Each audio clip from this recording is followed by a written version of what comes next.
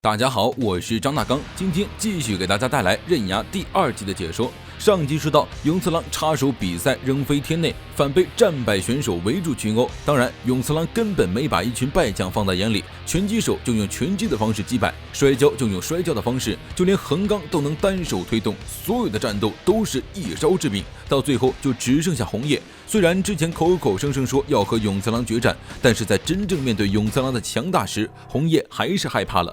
冲出来对战的反而是弟弟阿生以及加兰德和一堆获胜者。眼看愤怒的永次郎即将出手，几发麻醉枪突然从观众席上射出，紧接着一张铁网从天而降，永次郎无力倒地。永次郎根本不可能遵守约定，啥也不干。于是刃牙向德川提议用这种方法对付他，哄堂大笑了，属于是一场闹剧结束。接下来是色川和阿生的决斗，也就是复赛的最后一场。色川看上去就像一个人畜无害的瘦弱小老头，还因为年纪大了一身的小毛病，但是没人会小看身负高手之名的他。如果想要试探他多厉害，就得赌上一条命。比赛正式开始，阿生一回头愣住了，色川的架势丝毫没有破绽，他围着色川不断的快速移动，但根本发现不了一丝破绽。抱着赌一把的心态，阿生猛地踹出一脚，但是色川却突然原地消失，他出现在阿生身后，轻松将人撂倒，仿佛所有的攻击都对他无效一样。阿生被摁着脑袋摔在地上，眼前立刻出现了重影。知道空手道所有弱点的色川在戏弄阿生一番之后，让他拿出绝招放马过来。阿生也不客气，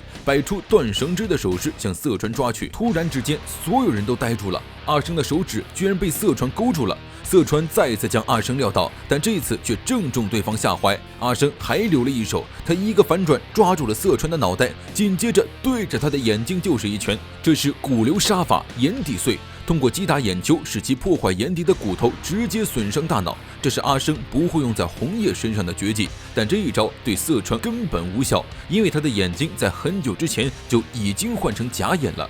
色川利落摔晕阿生，赢得了最后的胜利。到此复赛结束，每组2名选手进入下一场比赛。不能上场的杀马特由加兰德代替。独步和天内的比赛判定独步胜出 ，A 组决赛即将开始，但就在比赛开始之前，朱寿却突然下跪哀求刃牙将胜利让给自己。他没有时间，也没有打赢刃牙的实力。看着跪在他面前痛哭的朱寿，刃牙气不打一处来，谁不想一直赢下去？搁着道德绑架谁呢？比赛正式开始，两人之间的气氛非常凝重。朱寿一开始就使出了绝招，在猛烈的攻击下，刃牙只能不停的防守，但是这几招并没有对刃牙造成伤害。反观朱寿已经累得气喘吁吁了，他试图使用心理战术。你现在攻击的可是一个手无缚鸡之力的老头啊！刃牙说给爷爬，然后勒住了朱寿的脖子。朱寿当场认输，却没想到这糟老头子居然使诈，在刃牙放开他转身欢呼庆祝的时候偷袭。因为在场除了刃牙，没人听到他认输了。朱寿猛踩刃牙的脸，接着不断的朝刃牙拳打脚踢。原来开场的攻击都是朱寿装的，为的是让刃牙放松警惕。刃牙不断的被摔来摔去，场上传出了对朱寿的欢呼。一招玉踢将刃牙踹倒之后，紧接着一拳让其暂时麻痹。朱寿爬上围栏，对着刃牙狠狠压下，紧接着再是一个抱摔。不挨打赢不了的刃牙终于开始反击了，他抓住机会对着朱寿使出一套极快的直拳。刃牙的速度又快又猛，对手根本来不及反应。被打倒在地的瞬间，朱寿突然竖起大拇指，一个刃牙根本想象不到的人出现在了观众席，居然是已经去世的江珠。见到死去的母亲，刃牙心神大震，而朱寿趁机飞起一脚正中他的脑袋。这不是真正的江珠，而是朱寿将自己的女人化妆成了江珠的样子，为的就是扰乱刃牙的判断。老头果然够卑鄙，朱寿使出了自己的绝招万字固定，将刃牙牢牢捆住。享受着观众欢呼声的他没有发现刃牙已经清醒了，他轻松从绞杀中脱困。刃牙能一路赢到现在，靠的可不单单是蛮力，他的柔韧度比体操运动员还可怕。刃牙感谢朱寿，让他再一次见到了自己的妈妈，从而让他找回了格斗的初心。接下来就是他的 solo 时间了。说着，刃牙对着朱寿这个职业摔跤手使出了各种改良的摔跤绝招，什么眼镜蛇固定、脚丝自固、心万字固定，将观众的喝彩甚至是假江珠都一起赢走了。失去这一切的猪手终于回想起了自己的初心，当初那个在道馆里拼命训练自己，他冲上去箍住了刃牙的头部，这是他第一场比赛用的第一个动作。刃牙同时认可了猪手，两个背摔结束战斗。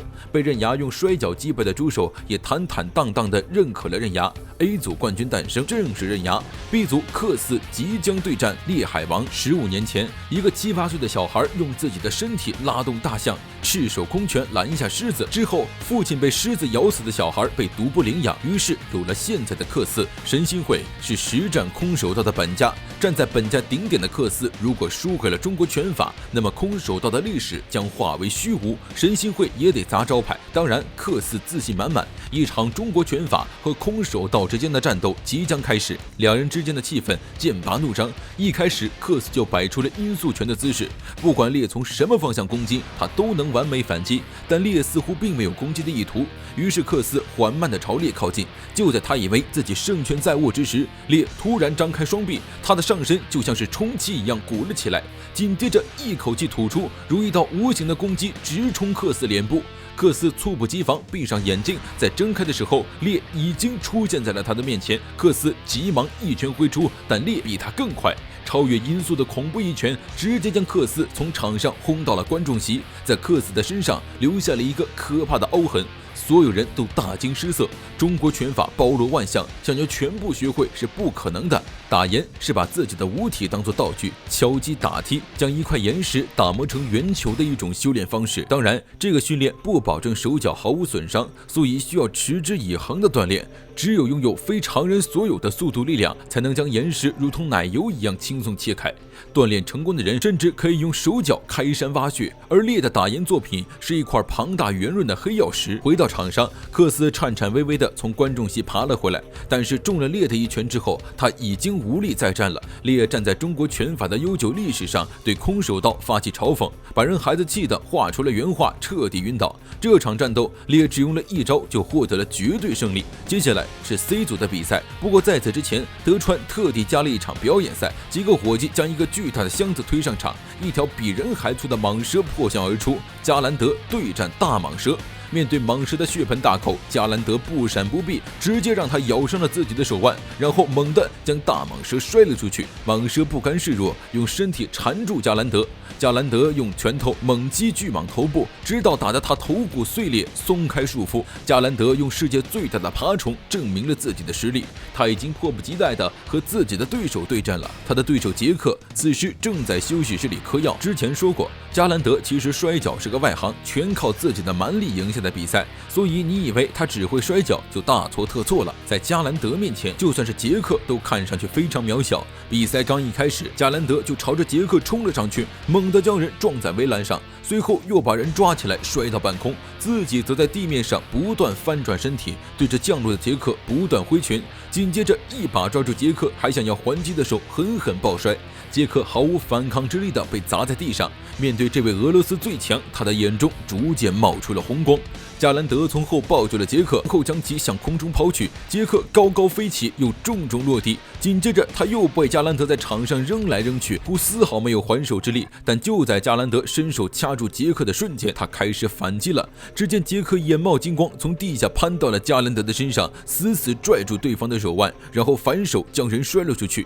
加兰德以手撑地，勉强保持平衡，拖着杰克站了起来。而就在此时，杰克张开了自己的血盆大口，狠狠地撕咬起加兰德的手。加兰德大惊之下，猛地将杰克甩出。再一看，他的手指已经被咬掉了。认为自己的身体属于国家，极度愤怒的加兰德朝着杰克扑来，一记上拳加下击拳将加兰德锤到了围栏处。紧接着又是一连串强力攻击，就和不要命的疯子一样。几拳下去，将加兰德打倒在地，还不忘嘲讽对方的爱国心。愤怒的加兰德奋起反击，却见杰克脸色骤变，整张脸青筋暴起，就让你见识一下真正的地狱格斗吧。加拿大有一位疯狂的医生，他致力于研究和改造人体整整30年却没有进展，直到他亲眼看到永次郎徒手杀死了一只恐怖的北极熊。从此之后，他有了新的研究目标，也找到了愿意协助自己实践研究成果的最佳人选。3年前，他在朋友的一家拳馆里认识了杰克范马，一个非常瘦弱的男人，但是却在不要命的不断朝沙袋挥拳。据说他挥拳的时间已经超过了12个小时，而且几乎每天都会这么做。即使医生冲上去用拐杖狠狠击打他的背部，都没有让他停止。出于好奇，医生调查了杰克的经历，发现了他超出常规的锻炼方式，举重举到肌肉再也支撑不住了才会停。他去过很多训练场，在每个地方都不要命的过度训练。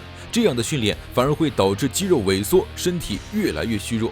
因为行为太过异常，没有人肯接纳他。医生好言相劝，杰克如果再这么锻炼下去，不到半年就会死。但是杰克不在乎，他有一个无论如何都要想赢的人。为了赢那个男人，他可以不在乎死亡。见杰克如此决心，医生将自己的人体实验告诉了杰克，问他愿不愿意将生命交给自己。医生将稀释了10倍的人体改良剂滴入水中，整池的鱼就像是遇到了硫酸一样沸腾死亡。但杰克二话不说，接过倒进了嘴里，接着是成堆的胶囊。他忍受着肉体变化的非人痛苦，短短1个星期就从瘦弱小伙变成了肌肉猛男，整个人脱胎换骨，变得强大无比。但是杰克并不满足，他需要更加强大的肉体，更加强大的力量。就算自己的身体已经濒临极限，他也愿意用生命换取强大。回到场上，杰克猛地将加兰德摔了出去，随后以手撑刀，就在加兰德朝他发起攻击的瞬间，自下而上将手刺穿加兰德的胸膛，折断肋骨，刺穿心脏，最后一拳挥出，加兰德吐血倒地，生死不明。那位医生最后怎么样了？在养出杰克这个魔鬼之后，他无法阻止杰克的疯狂行为，让他踏入了恶魔的领域。杰克会通过战斗将自己的潜力慢慢发挥出来，最后在决赛到达顶峰，写下最后的报告。医生开枪自尽，杰克犯马：你改造过度，变得太强了。